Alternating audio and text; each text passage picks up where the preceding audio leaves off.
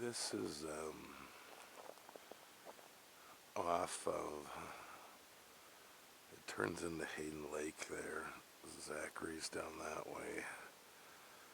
Elm Creek goes that way behind me. You can hear a car.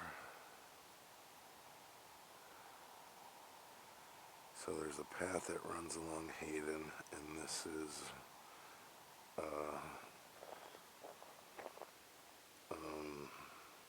auxiliary path, and the river should be that way. That's the way I want to go, but this is made up, so we'll see what happens.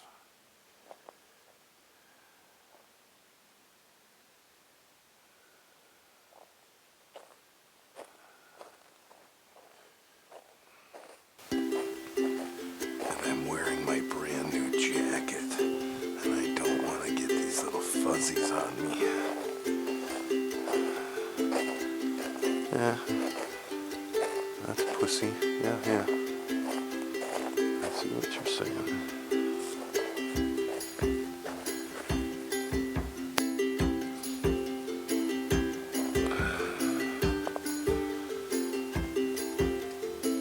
This is me standing up. I've been on this auxiliary path for deer path. This one I see footprints, human prints. I think maybe they're big footprints. But anyway, I just keep going. So if somebody finds this someday in the future,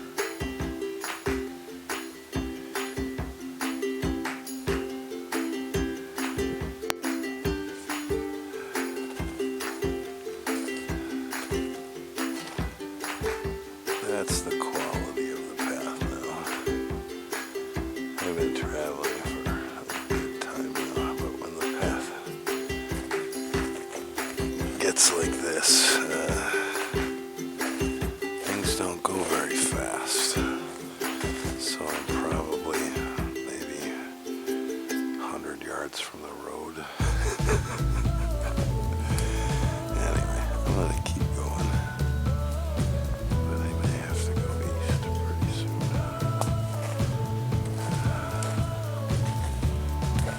Do I see a path?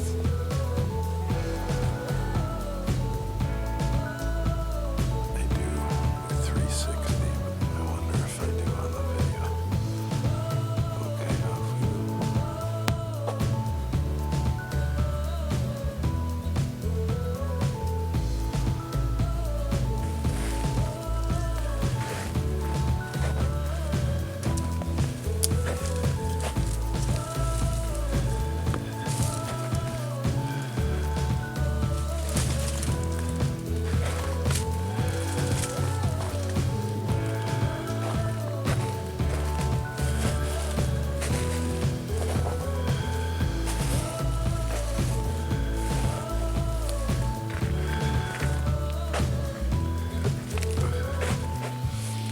So there was a sneaky suspicion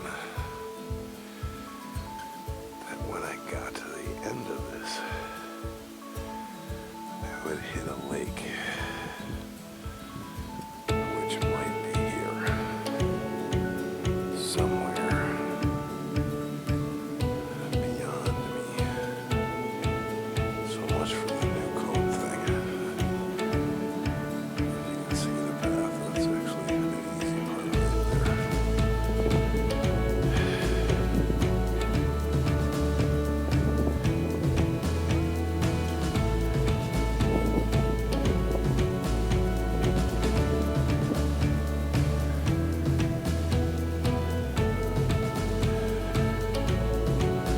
I used to love how when I could see this much sky, if I was patient, they were hard to see in a lot of cases. You had to kind of focus on an area for a while. When you could see this much sky, you could always find an eagle and fall off the log. An eagle or a hawk.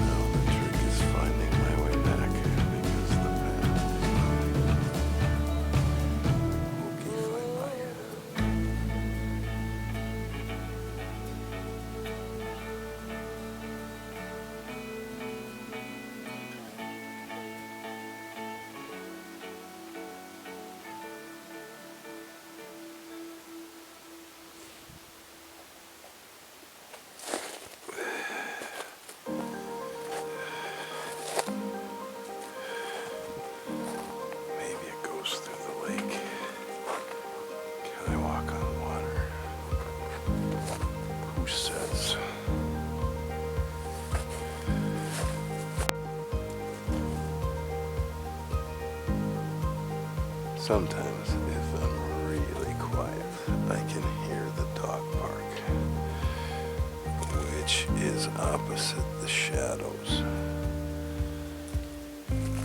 Dog bark is opposite the shadows.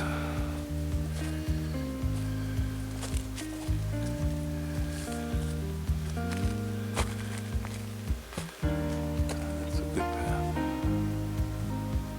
I'm back on the main trail, and a woman just passed by me with her dog. And yes, it used to happen before, years before, and it's not a brand new thing, but it seems like it happens more often. What is it? She can't look at me, and if I extend my hand out, try to get the dog's attention, she yanks it back and is like mad at the dog, in which case I have to say, no, that was my fault, that was me, which just makes me sick. So, anyway, I hope it goes away. Sooner than later.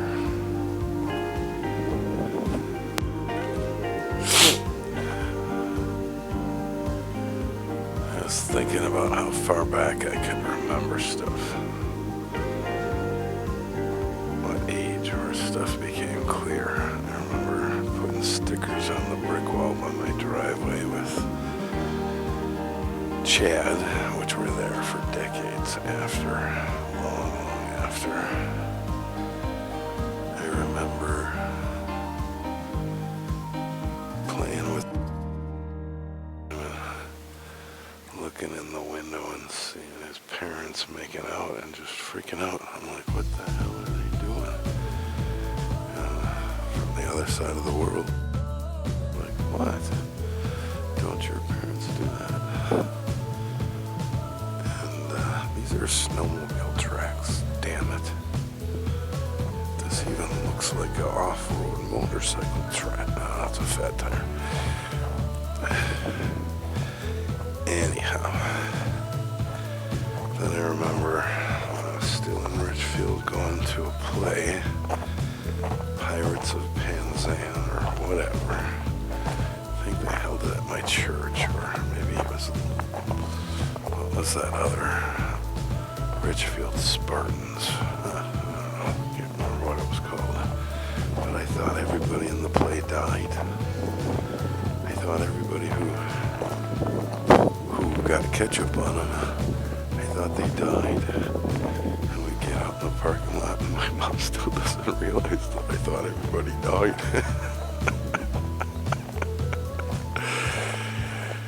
Ask me how I like the play.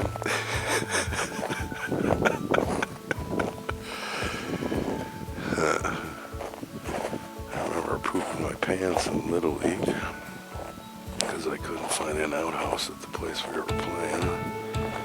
That was shitty. I have been on a path for too long now. I don't know where I can get off one. Not only, but there's two. There's not just one, but there's two. So, I'm gonna go on a paved path because I think it's closer to where I want to go. Okay, fine, bye. But it's kind of chilly out and you're on a paved trail. There is some heat that comes off of it. So what else in Richfield? Some neighbor gets having a BB gun and shooting the hell out of a squirrel. Because with a BB gun, you have to. And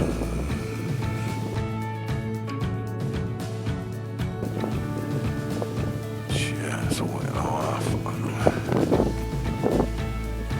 Not for hunting, just because it was absolutely sick how they had to follow this thing from yard to yard to yard to yard. They have horses, and the dog park is there.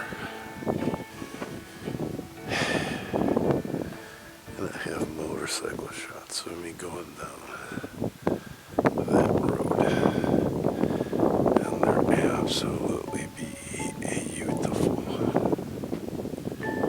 You see how far that goes?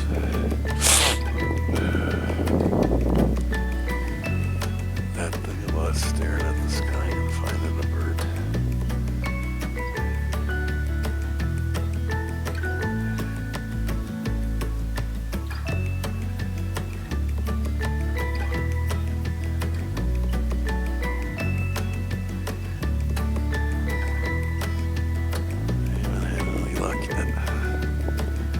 Yes, you gotta stare longer than that.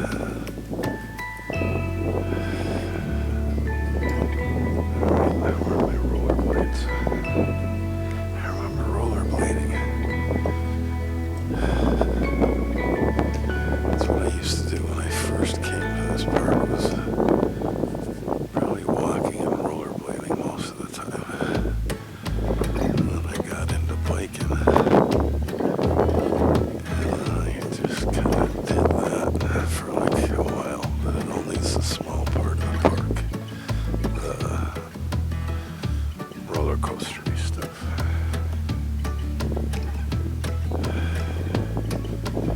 This is what happens when I'm on a trail that doesn't stimulate me. Okay, I think I might jog, so bye-bye. That's the woodpecker that visits me at my house.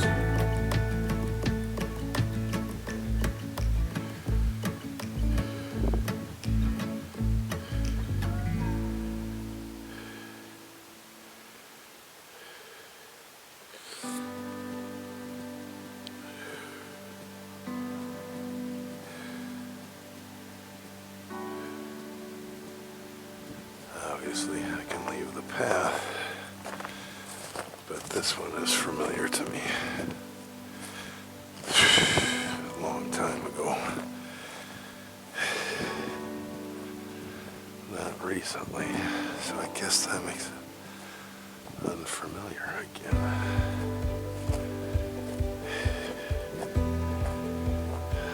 I used to do this on a bicycle.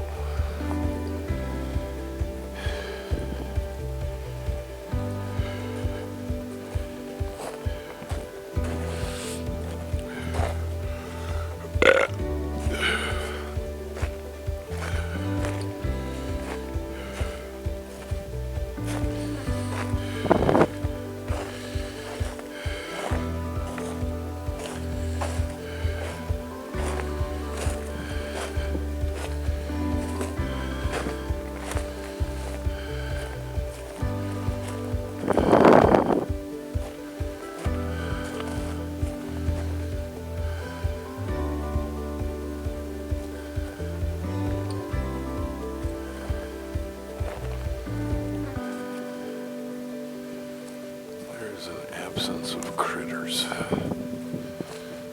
Crow. I can hear a crow.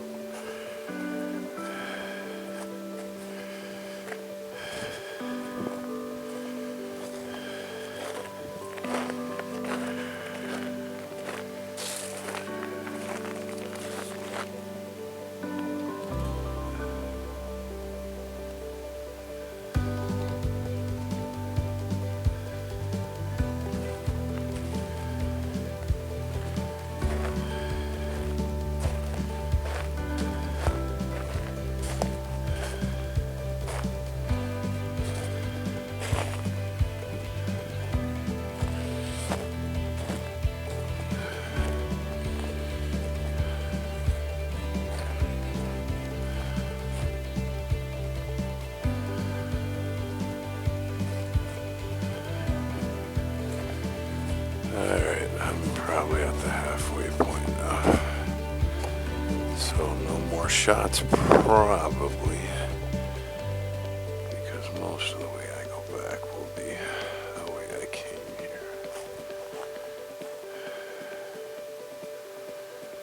Okay, fine, bye.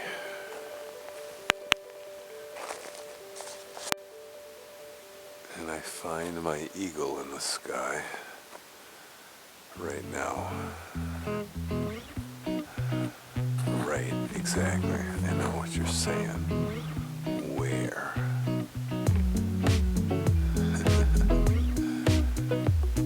I was able to spot him through there, but as he crossed across there, I cannot even see him now, which means... Scientists may reject mystic revelations for which there is no evidence except somebody's say-so, but they hardly believe their knowledge of nature to be complete.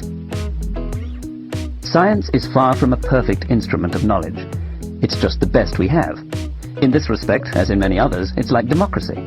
Science by itself cannot advocate courses of human action, but it can certainly illuminate the possible consequences of alternative courses of action. The scientific way of thinking is at once imaginative and disciplined. This is central to its success.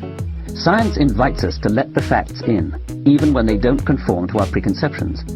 It counsels us to carry alternative hypotheses in our heads and see which best fit the facts. It urges on us a delicate balance between no-holds-barred openness to new ideas, however heretical, and the most rigorous skeptical scrutiny of everything, new ideas and established wisdom. This kind of thinking is also an essential tool for a democracy in an age of change. One of the reasons for its success is that science has built-in error-correcting machinery at its very heart. Some may consider this an overbroad characterization, but to me, every time we exercise self-criticism, every time we test our ideas against the outside world, we are doing science. When we are self-indulgent and uncritical, when we confuse hopes and facts, we slide into pseudoscience and superstition. Scientists are usually careful to characterize the veridical status of their attempts to understand the world, ranging from conjectures and hypotheses, which are highly tentative, all the way up to laws of nature which are repeatedly and systematically confirmed through many interrogations of how the world works. This time I wouldn't have seen him. Now there's two. There's a new one. There's the one that I'd seen at first. But I never went. There's both. Close, kind of.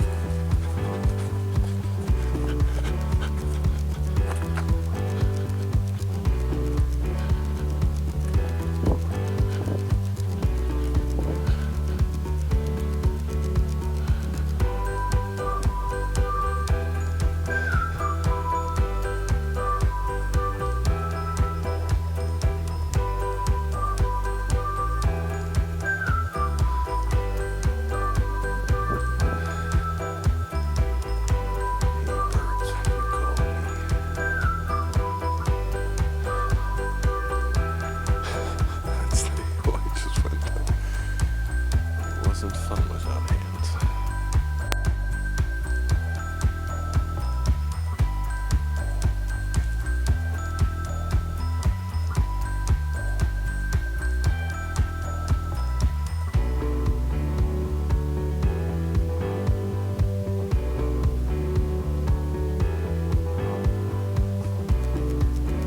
Three are over here.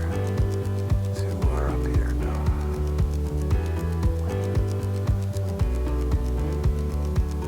But what's freaky weird is right before the eagle that got my attention, I was thinking of how I wanted to see owl. I was in an area that I thought was an owl kind of place. So I can see 1, 2, 3. One's medium far, two are far. And these can probably be seen because there's clouds beyond them. But I was thinking I wanted to see an owl.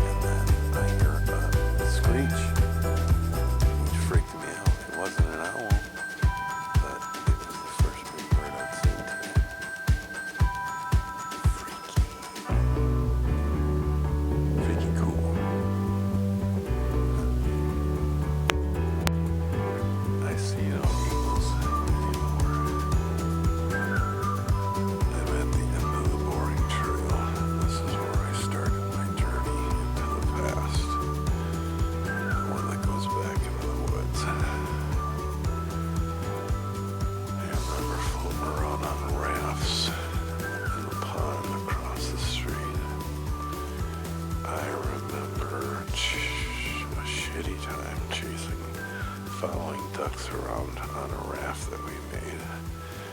And somebody on the shore, I don't remember his name, but Glenn was throwing rocks trying to coerce the ducks back towards the raft. And he nailed the mom in the head, and she died. That's a shit-ass memory. I remember finding salamanders and frogs. That was fun. I remember starting a tractor over by those ponds one day and scared the shit out of it. Didn't know how to turn it off. We just left.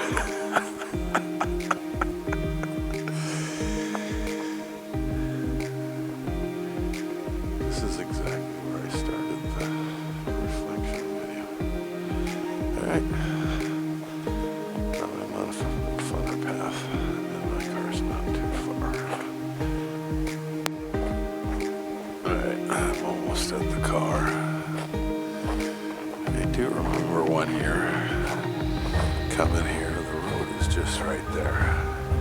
And this is a snowmobile trail. I am doing this illegally, yes. This is what made me think of the story. There was more snow and there was more track. This is probably just the park service itself, the track that's here. But I remember a park guy and a explorer stopping me. You know, I'd heard his vehicle kind of looking for me and watching for me from the road.